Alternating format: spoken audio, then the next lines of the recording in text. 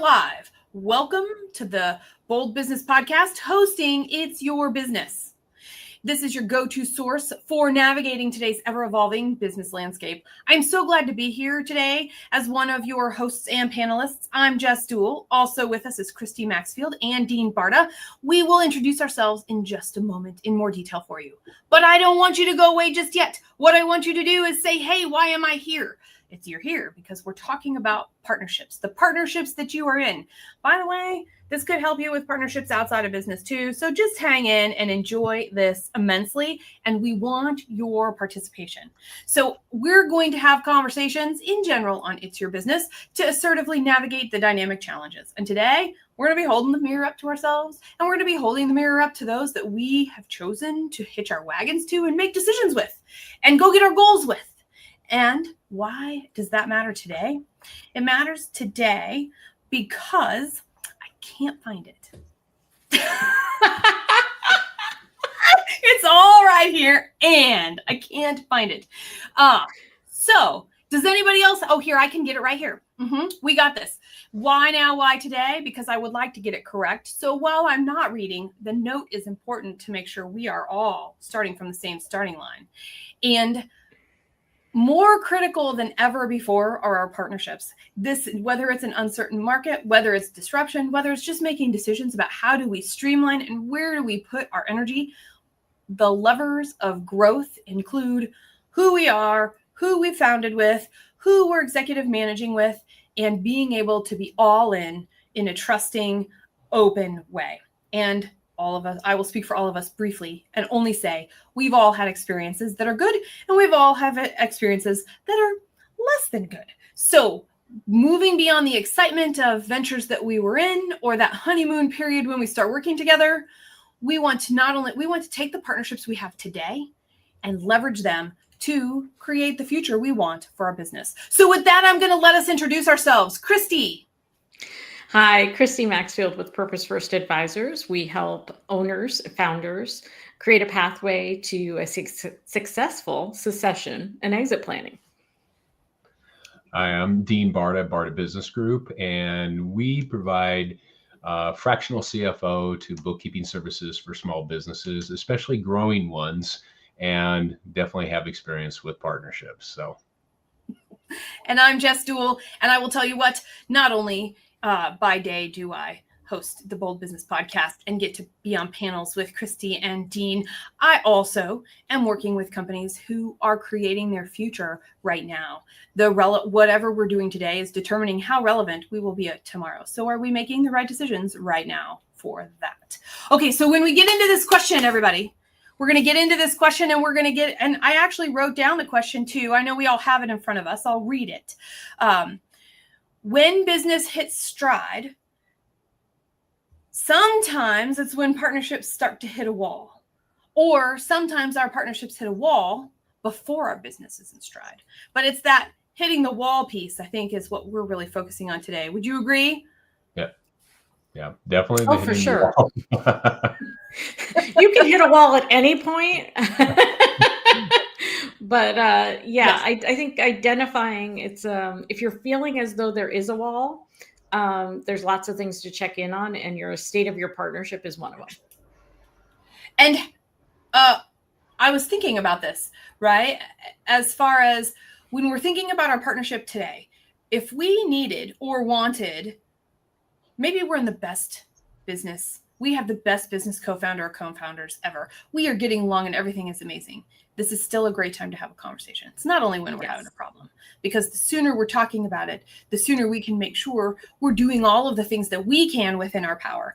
And one of those things is, well, how about if we revisit the end in mind? We all decided we're going to get together for a mission, at which point in time that mission is accomplished. Now what? We've started with an end in mind of our work, what we want to do, the service we're providing, the product we're going to make. But what we don't necessarily do is check in with each other about how we feel it's going, how it's been so far, and where do we want to go. So just like Stephen Covey's end in mind, it's important to be thinking about the end in mind for our partnerships too. Are we clear in what we want? And I wanted to open up the discussion for all three of us for that, because I know we do it in other parts of business. Yeah. Oh, for sure. Well, yeah, I mean, a successful businessman once told me, it's like you start with the end in mind and work your way back in life. and that was his main advice for me. So, and so I think it's, apropos in partnerships is to look at where you want to go, where you want to be at, and if you're in concert with that, with your partnership, and then how do we get that? And you basically reverse engineer, right? Mm-hmm. Yeah. And how did you decide? I'm sorry, Christy. Oh, no, go ahead. I was going to say, well, so how do you decide what your end is going to be? Do you do it on your own, or do you do it together? Right? Is that part of that business plan that we may or may not do before we say, hey, we really like a business what? Before we even say, we've got this good idea, we don't want to do it alone, let's go find a business partner. We actually successfully did that, and now here we are. Right. Yeah, no, it's got to be done together. And I think it's good to, to come up, and I've seen this happen before, is just have, what is the individual, as let's say partner 1, 2, and 3, okay, is what is each, whether their goals, and then come together and see where you might be off. Because if you've got a partnership where, say, one partner is a strong personality and can kind of, drives or enrolls the other people in that vision, and they kind of go along. But I think it's important for every partner to say individually is, hey, this is where I see it. And then come together and say, okay, now let's see if this all works together. But that's my perspective on it. Oh, yeah. And I do some early stage business model validation stage coaching for founders. And it happens to be a program where partnership is required. They have a minimum of 3 team members usually who are looking to evaluate whether or not there can be company formation. And you'd be surprised how many people are willing to jump in without having that initial conversation, even if they think they're aligned, because we know we want to sell, right? We know we want to have a liquidity event, right? But they haven't necessarily said, well, do we think that's in a 5-year timeline, a 10-year timeline, a 15-year timeline? What happens if that changes? What if we don't want to exit? What if we get an offer sooner rather than later down the line? A lot of folks don't, just like they don't write a business plan, they don't really talk about something like exit beyond, oh yeah, that's the goal, or I'm never going to sell. We're never going to sell. We're going to do this forever, right? It's sort of 2 extremes. Either selling is a foregone conclusion, but we don't talk about when and how and to whom and under what circumstances. Or we're never going to sell. This is our life's work and we're going to do it until something changes. And usually one of the partners sees the business going in a direction that the other partner's not quite aligned with. And it can come in different shapes and forms. Mm-hmm. Yeah. And just knowing what you want. This is knowing what you want. This is a super simple, often overlooked, because it's not complicated enough thing. What do I want? We're doing this even just within It's Your Business, and it's not an official company of any kind. We're 3 peers that care about sharing and having conversations and keeping this dialogue open. And we're like, what can we do different? Does this still align with our other goals? Ooh, what do we want? Do we have other goals? Does this support it? How come this is important to us right now? And it's cool to see the overlap that says all of these things make this possible for us to do, which is amazing in and of itself. And so we're doing it not in an official business capacity, but we are business partners of a kind. We've made a commitment to each other here. This is the 16th one of these that we've done, so there's longevity here. Feels like a commitment to me. It is. What? Commitment? Well, and I think there's I always challenge people when they use the word partnership, because I just signed on with an IT company and they're calling me partner. And I'm like, I'm not your partner, I'm your client. Yeah. Right. And I know they want this all encompassing, they're enveloping me and we're partners in this. But that's partner with a small p. we're talking about partner with a big P, and it has some similarities to partner with a small p, but you all have to be in the same, you have to agree, what does partnership mean? Yes. And then what role are you playing in that partnership? And what are your roles and responsibilities in that partnership? Mm-hmm. And being really super honest, when we say, what do you want? We mean like really, really, really the thing you're afraid to say out loud because you think you'll either sound arrogant or greedy or crazy, right? But like, what do you really, really want? And be honest with yourself. And then maybe you might even give yourself permission to change your mind along the way. Mm-hmm. And both of those require that you don't let other people's expectations of success influence you to the point where you're doing things that you don't want to do or that no longer suit you, even if at one point they were what you wanted. So this is some pretty important stuff to get honest with yourself about. Because I was making a list. I currently have 3 clients with partnerships. 2 out of the 3 are married to each other. The partners are married to each other. And I have a 4th on deck who would be a father and son. And so, for the father and son, age difference alone means they have different goals. They're at different stages of their life. What they need out of the business is different. And one of the reasons they called me is because they went to their CPA and said, do we sell? Do we keep growing? When would we sell? When do we know it's time? They're really grappling with what's best to provide mom and dad with the financial security they need and their son wants them to have, and to also position the son for what is still a very lengthy, what we hope long and prosperous life in this business or in some other. So really understanding who you chose to go into business with and where they are in their life and what they need from this, whether they have kids or don't have kids, whether you're married, because your business partnership may end, but you may not want your marriage to end, or your marriage may end and you may not, it gets messy, messy, messy if we don't think through the possibilities. Yeah, totally. Ryan and I, I'll just pop in here. After the first time, when we were acquired, Ryan and I worked together. And I will tell you that it was one of those things where I was like, this is going to be so great. It's always been really great. It was not great. It was not great because we were in different departments and we had different goals for those different departments, and they actually ended up competing against each other. And so in our case, it wasn't an enclosed system anymore where it was us and other people that were in the day-to-day that owned the company. It was other people that owned the company, and now we were in separate places. And there's a big difference between the two. And we didn't like that at all. And I think, and that's important to be able to know and say, oh, look, this cool thing happened, but oh, look, that means all this other stuff might also be changing. So that's a great point, Christy, about life stage. And I'm going to just come back to write it down. If you can't write it down and share it with the people that you are sharing your life with, in your community, in your businesses, in your family, then you're not going to, then you're actually not a very good partner. And I'll just say, if you haven't done it yet, put this on your to-do list before the end of this year and take some action. And it's scary to talk about what you want. It's scary to put out there just in case it's really different. But I'll bet you'll be pleasantly surprised. I'll bet you'll be surprised to know that they have these goals and dreams too that may be more similar than you realize. Yeah, No, go ahead, Dean. I call it the 3 T's. Tell the truth.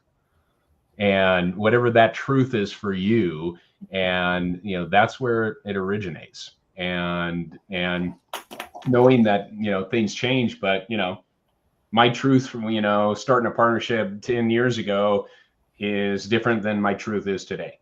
So, and it's just checking in on that. And but yeah, it can really go off the rails when someone's really not being truthful with themselves primarily, which begets not being truthful with their business partner. Mm-hmm. Yeah. And I was just going to add that when we hit the growth trajectory, right, when we're starting out, let's just say we went 50-50, which I would never advise, but 50-50, we each have 50% of nothing. And then we actually do the thing and it becomes a thing. And now it has value, not only to us, but to other people. And we start to get really excited about where it can go. And we may be getting stuck. We might be hitting that brick wall that Jess talked about earlier, because it was easier to be aligned when there was lots of risk and no actual there. Now there's lots of risk, different risks, because you created something and now people are depending on you in a way they probably weren't before. But you have the risk and there's a lot of there. And now we're debating in real time with real assets what resources to put where, how much of those resources to dedicate, how much risk to take with those resources. And this is where, if you're not having regular meetings, not just to talk about the business of your business, but to really understand what your partner values, what's going on with them personally. And even if you are married people move in different directions and grow at different rates of speed, even just within their own marriage, even if they're not working together or owning something together, like a business. So creating that space, and that's often where we find it's like you bring in Dean, bring in Christy, bring in Jess, bring in somebody who can ask some questions that it's not I'm questioning whether or not you're on board anymore, but I'm questioning just how is this partnership functioning, and whether or not this partnership has really sussed out what it needs to be able to move forward. Because if somebody agrees to something they're not actually on board for, they will either actively or passively sabotage it. It will happen. Mm-hmm. Well, and that's when we get into the roles and responsibilities, who is doing what, right? Usually partnerships are different people with different experiences, with different skill sets that complete the areas of coverage necessary to build something from nothing, or to take over something and turn around something and make it something greater. And so I think about that, and I know this is something that Dean, you shared a lot about, I know, in our pre-calls. Do you want to start us off in this one? Yeah. Like, when roles and responsibilities, right? Jess, like, roles and responsibilities I was trying to tee it up, and that didn't go very smoothly. Okay. I'm with you now. Yes. Well, see, y'all, partnership requires good communication. I'm just saying. Yeah, absolutely. And willing to step over the carpet where there's a hole underneath, even though there's a hole underneath that carpet. We did this. You won't fall through, but you might still trip. Sorry. Yeah. Tread lightly. Yeah, exactly. Yeah, definitely, roles and responsibilities, and because everyone brings what I call their superpower to their partnership, right? And, there is different variations of that. And you got to be aware, it's a two roosters in a hen house, or is it, a visionary and an integrator, and who's taking care of what, and basically bottom line responsible for those and delivering on those. And because I've been exposed to partnerships that one person is working hard moving forward, but the other partner is not holding up their end of the deal. And those tough conversations have to happen. So I mean, it's a checks and balances, but you're also holding the other person accountable and supporting them as well. It's not just an accusatory nature. It's more like, hey, we need to move forward, and what do you need help with? And then I need help with this. And if you're looking at, say, a two-person partnership, and of course that gets a little bit more complex if you've got 3 partners, 4 partners, and but everyone's got to be that same taking responsibility for that and delivering, and knowing how to get support when they're not. Mm-hmm. I think it's also important to note that, especially in this world of a lot of folks use or self-implement EOS, there's often one person who is clearly a visionary, but that does not mean the other person is automatically the integrator. they may have skills and capabilities that complement the visionary, but they may not actually be the person who likes to bridge the gap between vision and execution. Or they may like doing that in some circumstances, but they have their own visionary, maybe perhaps a more narrow area of focus in the business where their visionary capabilities come through. So I find sometimes that the partners, because they're partners, say, well, obviously one of us has to be the visionary and one of us has to be the integrator. And it could be like, actually, no, you both have visionary qualities and you need an integrator to join your team when you can afford to bring that. Or you have visionary capabilities, but also you might be playing against type in some ways. Not every business is breaking the mold, is innovating constantly. We've got lots of good, solid business models that people are running every single day, and they're not waking up with, I would say, visionary innovations. But they also may not be the best at connecting where they want to be in 5 years to what has to happen in the office today. So to not get caught up in forcing specific roles on different people, and early on, really thinking through what are you best suited towards, and then what kind of job title does that translate into? And it may not be president and CEO or president and COO.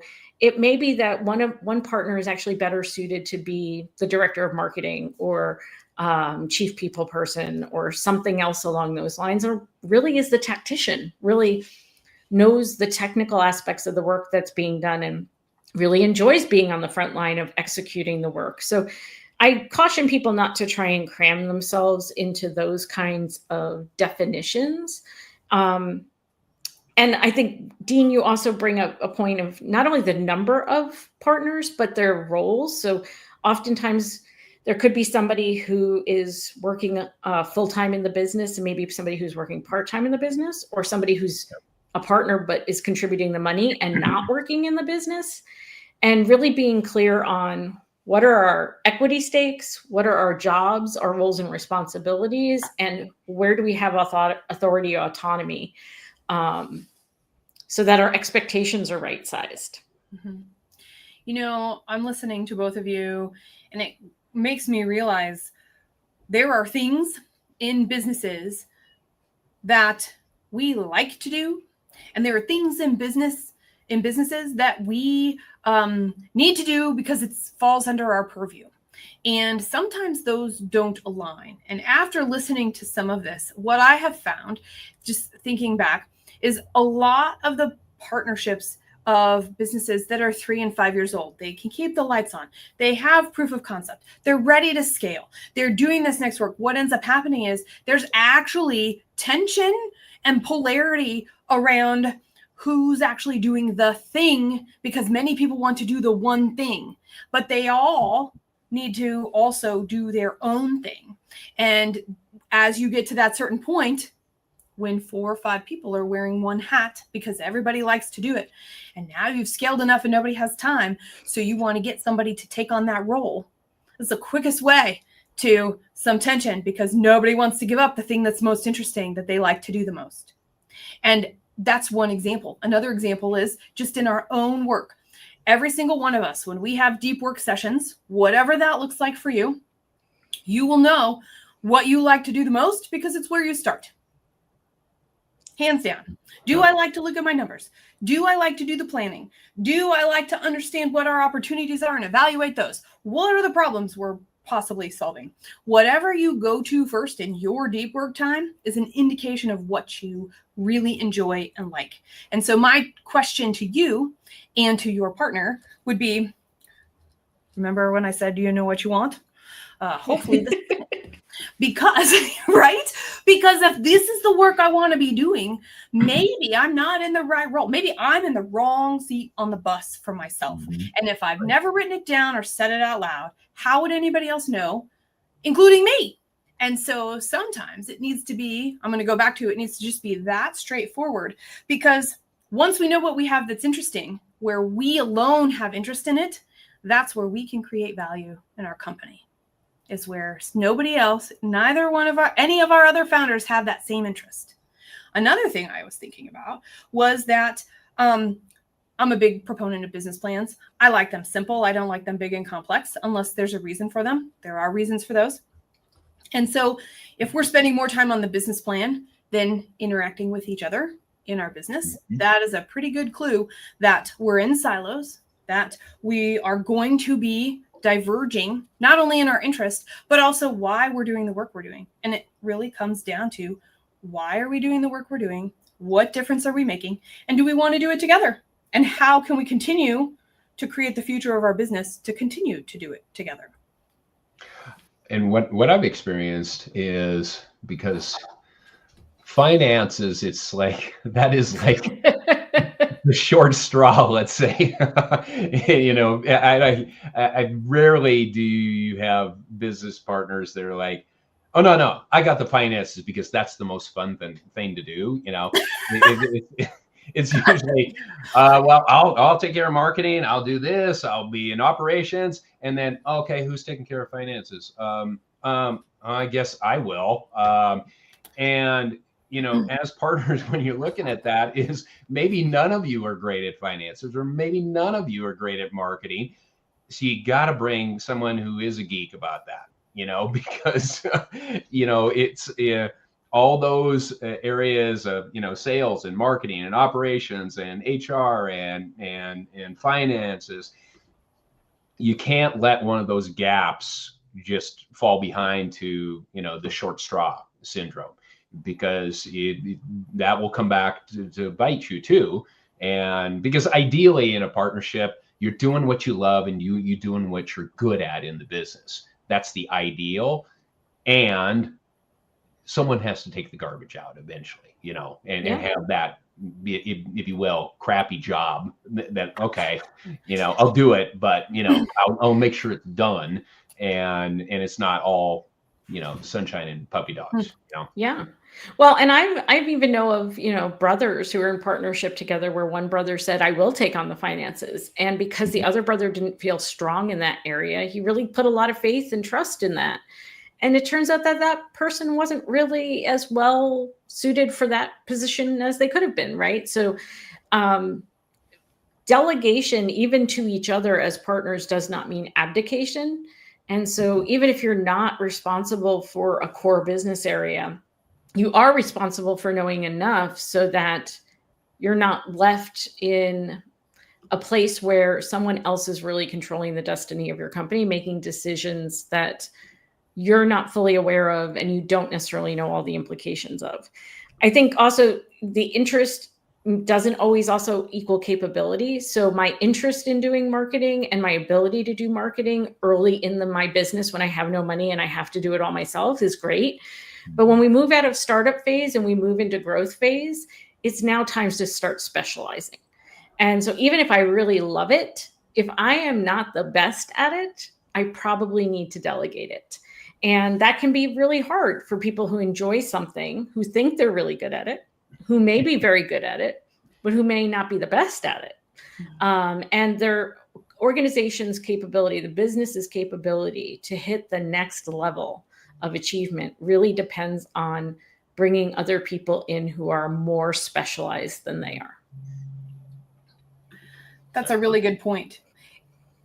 And even after that specialization comes in, I don't like the word backup. Who's the number two? Who's the person who is going to say, cool, I appreciate this. What about this? How can we challenge each other from the inside so we get zero comfortable chairs? Because one of the biggest things I see that will impact a company's growth and cause things to sneak up on companies that they don't realize is because we were in a groove, we decided to just let it go, and all of a sudden something changed, but the person was in such a groove they didn't notice the change. We are here to challenge each other. We are here to do that hard work. And whether you're bringing in somebody like Dean, Christy, or myself, we'll help you get those questions asked, but we're going to be teaching you how do you do that yourself. Because this is something on a week to week, month to month, quarter to quarter, year to year. You are deciding the future of your business. You are deciding what relevance looks like in the future by your decisions today. And that is an interesting thing to think about. So I like what you said, Christy, about delegation is not abdication. I think that's very important. And I would say, how do we show up to challenge? Just because I might not be strong in something, I still can ask a question or come up. Oh, you're probably the best person to ask the question. I think it was, I'm going to forget which book and which guy, and I know I'm on his mailing list, but he basically said that you don't want the expert to be the person, say, giving you feedback on something because they know too much. And you don't want the novice to be giving you feedback on something because they knew too little.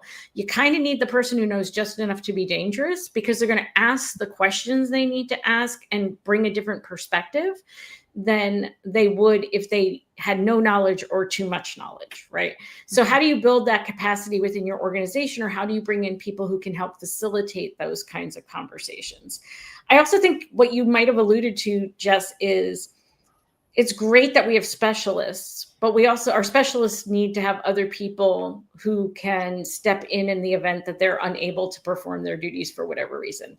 So I think that's when a company also matures from doing performance reviews to doing talent management activities that really evaluate not just current performance, but future potential.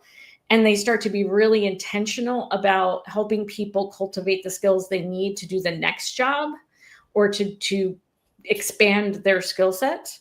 And we're talking about transferability then, right? Not only the partners and the founders need to have people who can do their jobs better as well, if not better than them.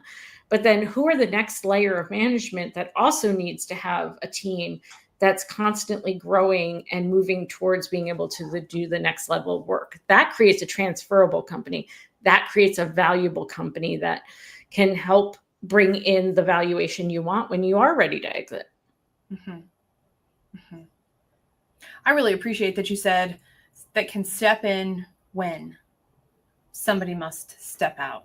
Life happens, whether it's a day and we have a flat tire, whether it's something else, and whether it's ourselves or somebody else that is required to take leave for whatever reason and desires to do that. And the company says, yes, let's do that. And we say, of course, in our partnership, in our alliance, it matters. Let's go and figure this out. Sure, it'll be hard from a workload perspective, but when we're having the right conversations, it's never hard from a let's absorb this and figure out how to make that work. And that's one of those things where when we're having those conversations, and all the time, I mean, this is not water cooler conversation, and it's not text chat on, after you get home and you're parked in your garage before you head up to wherever you're heading up for dinner or whatever it is. It's definitely about putting attention on the words that we use, the things that are important to us, and making an effort. And one of the things as we go into, I'm trying to think, well, hang on, before we do any of that, because here I am like, oh, let's go to the next. We should probably remind people, hey, we're talking about the partnership pivot.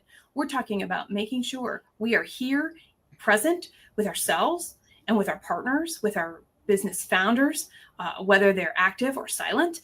We're talking about we're talking about the places that we think we could be at. We've already talked about having the end in mind and writing down what you want and knowing that you have something to find dissonance along the way. We've been talking about roles and responsibilities and what that actually means and how can you bring in other people to this. And why is it important today? Christy or Dean, what do you think? Why is it important today? You want to take that one? I'll take it this time, Dean. Okay. You can chime in after, though. I think today, literally this time of year, as we're going and, we're in Q3, we're moving into Q4, that it's, you cannot plan for the next year ahead, the next 3 years, the next 5 years, however far in advance you're looking to map out the path for your business. You cannot do that if you're not in alignment with the partners in your organization. Now, obviously, if you don't have partners in the big P sense, you still have partners in your leadership team. And alignment across the organization is hugely important. But if the partners who are deciding where we're going, what money we're spending, what people power we're putting behind it, what priorities are, if they're not aligned, if you're not in sync with your partner, or things have fundamentally changed and nobody's talking about the fact that, Christy just doesn't, show up the way she used to. I wonder what's going on there. If we're not delving into it now, then we've missed a really important conversation as part of our annual planning process of reflecting on our current year to date and planning for our next year. And because in this environment, meaning 2025, 2026, but also just the state of business at any point in time requires that you be on the cutting edge of your own organization. You have your finger on the pulse of your organization, where it's going, who's doing what, why they're doing it, what kind of impact it's having. Otherwise, the ability to be resilient diminishes greatly. Mm-hmm. That's a great one. Now, do you want to add anything to that, Dean? Yeah, I think, Christy really, summed that up really nicely, because being able to flex with changes and partnerships. And I mean, we're working with a new client that it's the partnership of one because of attrition and unfortunately death of another partner.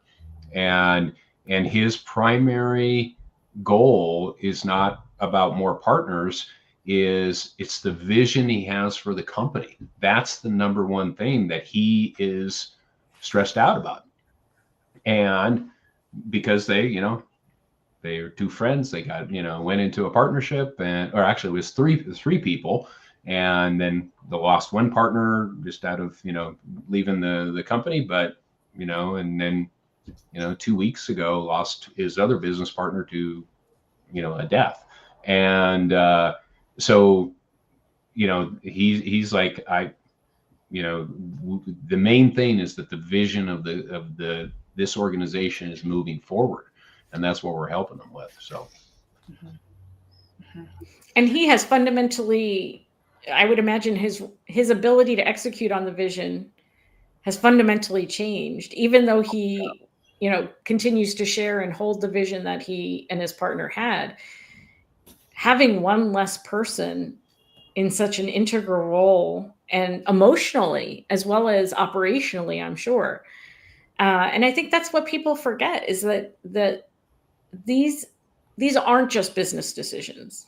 These relationships aren't just business relationships. If you've gone into business with somebody, in all likelihood, you have a very deep and intimate relationship with them. You care deeply about them. Mm-hmm. And when things change, there's a grief around that also impacts your ability to do business. Yeah, no, he's definitely about, he's really being very outwardly focused on this, is that it's the vision, but it's the employees, it's the community they serve. And he knows that I don't have this expertise. I'm going to get, a professional that does have this expertise that, will, help me move this forward. And, so I applaud him for actually making the decision that instead of, he's going through a grief period right now, and will be probably for months. And he is, taking a breath or two and saying, okay, this thing is not going to die. So that's, that vision is the one that's, guiding him forward. And, so that's, extremely important to this organization. Mm-hmm. Yeah. And this is totally different than your example that you just gave, Dean. So I'm going to totally take a left turn. That's okay. And visit one of the partnerships. Hold on, everybody. I know. Well, it's still partnerships, but this is a whole different scenario. And in fact, I have two, both early stage. I'll actually just use one. We had a value difference, but we didn't know. So we said, this is what we're going to do. Here's how we're going to show up. This is the way we're going to work together. This is what we're going to do. We started to do it. And one of us wasn't telling the truth. And I actually think in the end, it was a little bit of me and it was a little bit of them. Neither one of us stopped to say, what do you want out of this? Neither one of us stopped to say, what does success look like to you? Neither one of us stopped to say, how do we actually work together to do this work? And where can we, are we different? So what can we tap into? And it's unfortunate that it fell apart, and it was off the ground. We had clients, and then we had to say, sorry, thanks, no thanks. And it was a real bummer from the perspective of, wow, was that a lot of time and effort? It was over a year that this was all happening, and then it had to unhappen. And I will tell you, I think looking back, just having been in that, I wish I knew what I had wanted. I knew what I wanted. I wanted to grow and scale a business and exit again. The other person did not want that. And so the way we showed up to do our work was very different than that. And so I think that's important. And I wish if I were to do it again, I think by the time we got to the point we could recognize it was falling apart, and things were not going well, and we were probably past the point of return of being able to salvage anything and figure out how to work together, I think I would have started it earlier. Would have been like, I need to understand what you see this mission to be. I need to understand where you see yourself different than me. Here's how I'm different than you. And because as we start talking about, well, so how do we assess our partnerships? That's my hindsight looking, right? That's my hindsight looking back going, oh, it's silly sounding because there's so many other things to do when you're starting a business. But having done it, and actually having a couple companies fail because of that, I would say, learn from my mistake on that one, especially if you haven't had that conversation yet. Yeah. And that's the way you're wrapping that around is that's why it needs to be done now. Yeah. And, is that, hindsight's always 20/20, but, foresights can, basically, reduce the amount of headaches you have, and let's just get to the heart of the matter. And like you mentioned, Jess, you got to tell the truth. You got to be just so truthful at any stage, beginning stage, maturity stage, whatever it might be. And, and I just think, I think that's healthy in any kind of relationship. Agreed.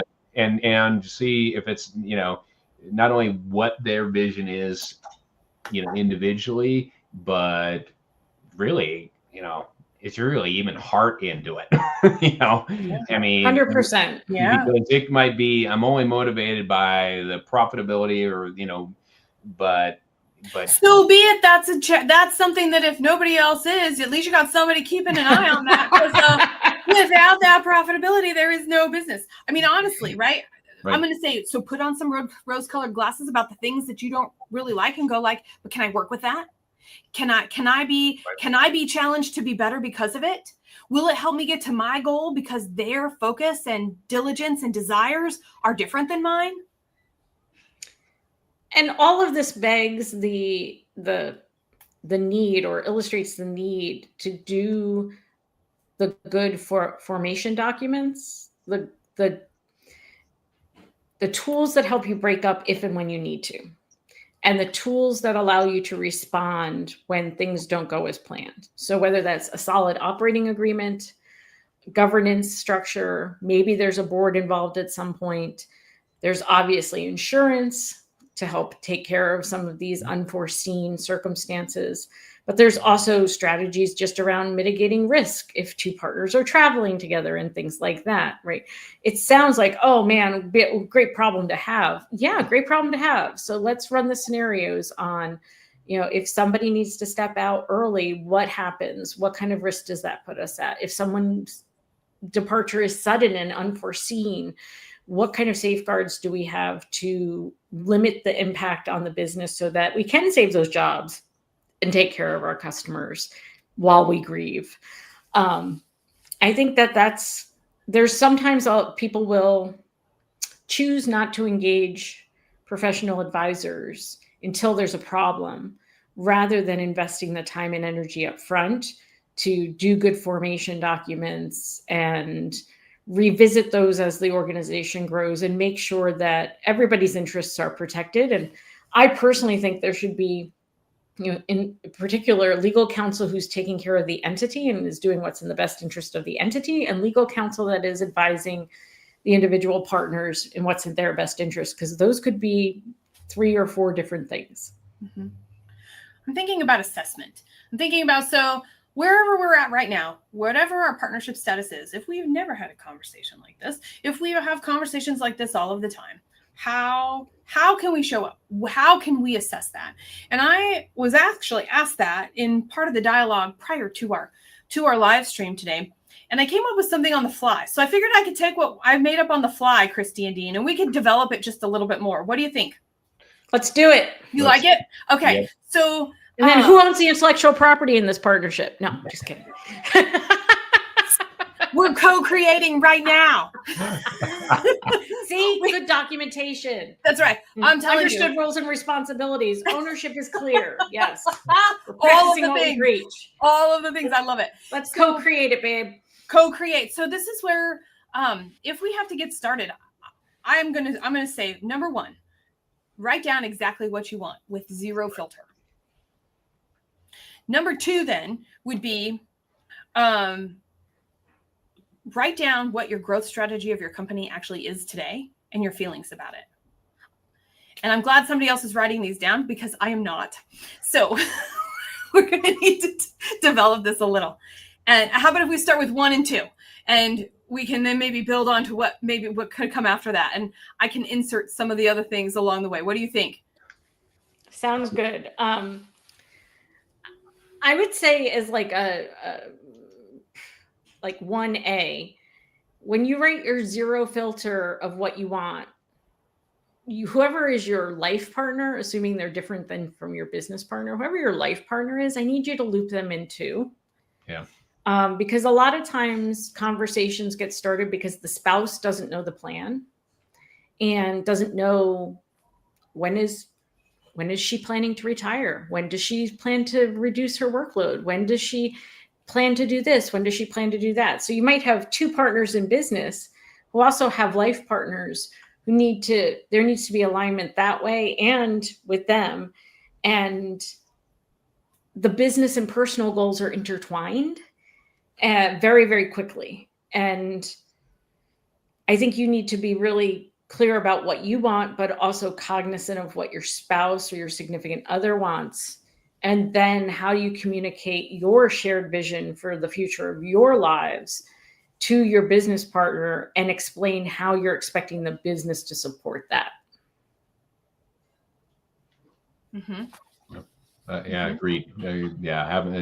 Having your personal partner involved, because I mean, I'm sure each one of us have worked with businesses where I highly doubt that their personal partner has a clue what's going on in the business, unless they're involved in the business, that is. So yeah, a very important aspect of that, Christy. That's definitely a strong 1A. So. Mm-hmm. Mm-hmm. I also like what are your feelings about the growth strategy? Because at this point, it's probably not just 2 of you or 3 of you making the decisions. You've brought in other professionals for your leadership team.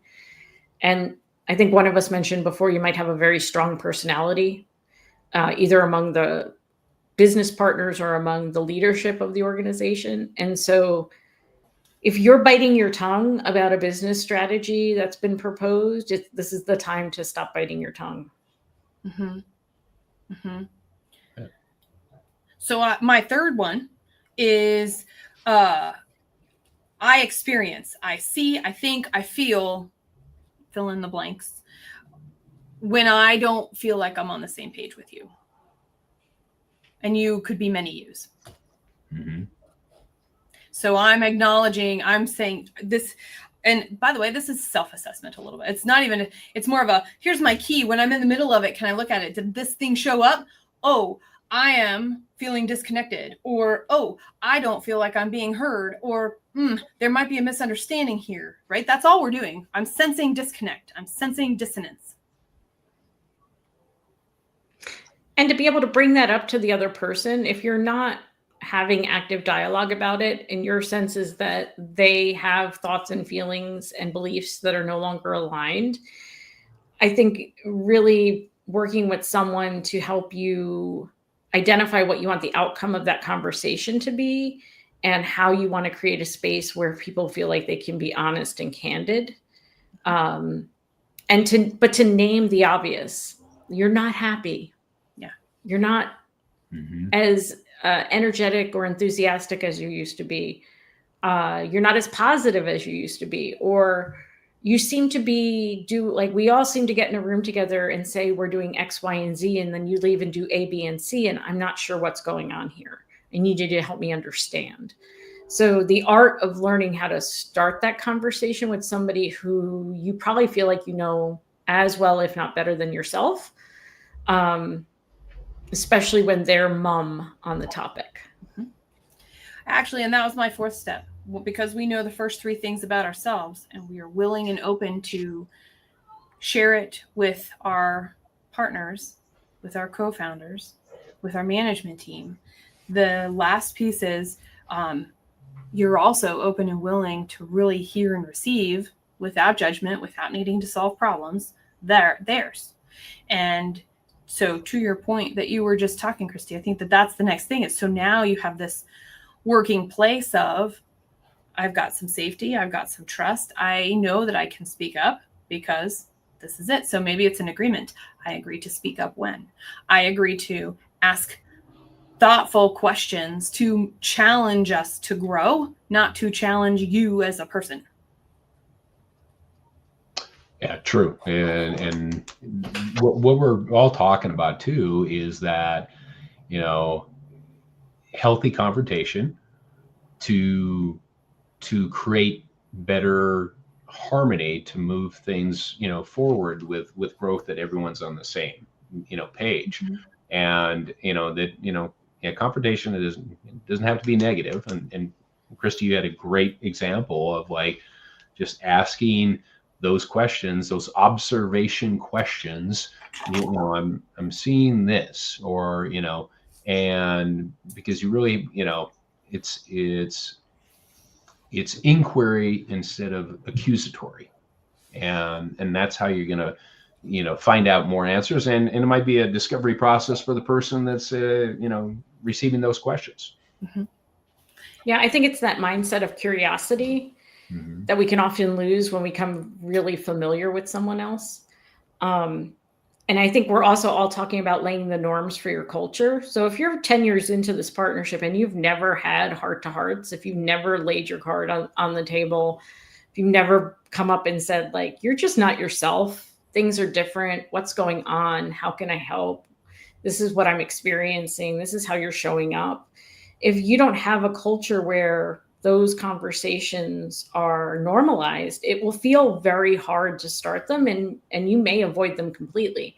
So a lot of this is, what is the culture you want to have, not just in your company, but with your partner? What are our norms? What are our agreed upon ways of working together? And what do I need in order to be able to do that self-assessment and that assessment of our partnership? And have we already agreed on how we bring up sensitive topics to each other in a way that is about being curious and supportive and not being about accusatory and blaming?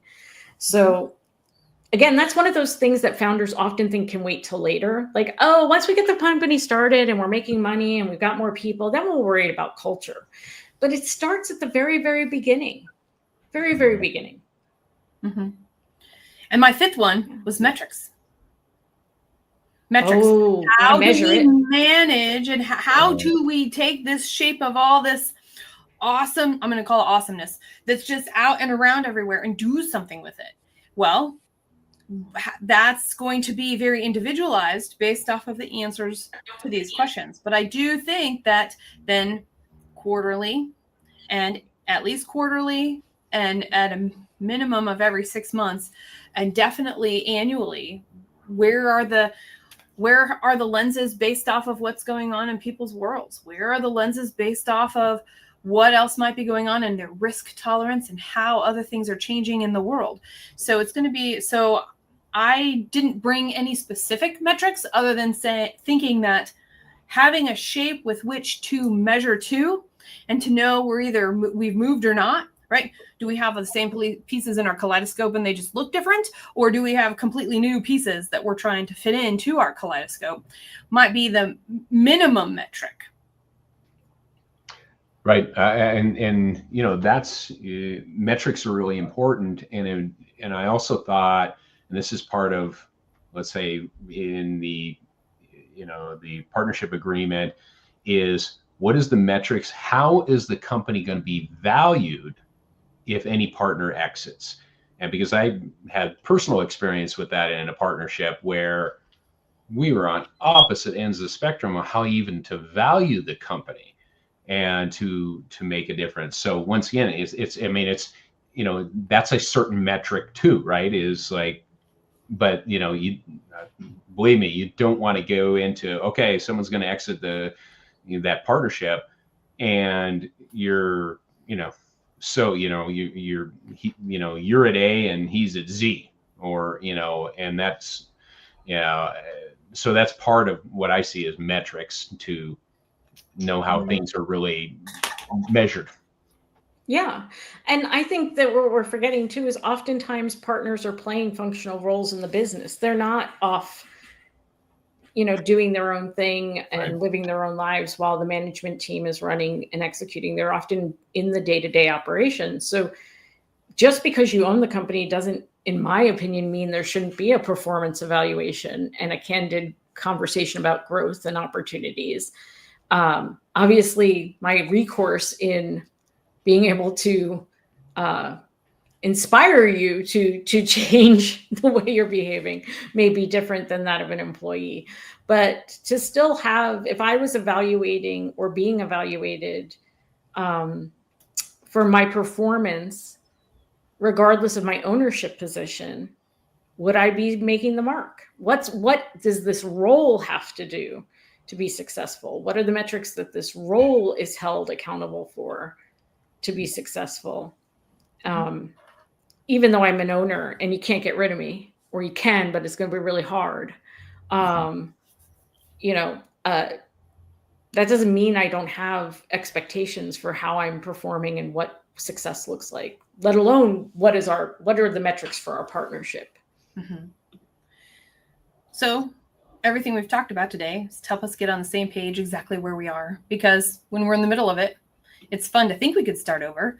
Some days it might be really exciting to start over, but in reality, the best work is the work that's right in front of us. And the best opportunity really is, what do we have and how do we ensure the next step is the right step if we don't even know, because we're not even talking about what we want and what we think and how we see our business having changed over time and how we see the potential of the future and how we want to develop its future.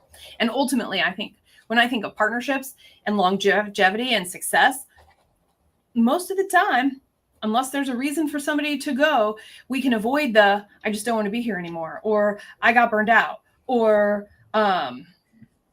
you know, all the other kinds of things that can get in the way, because we're having these conversations and it becomes known.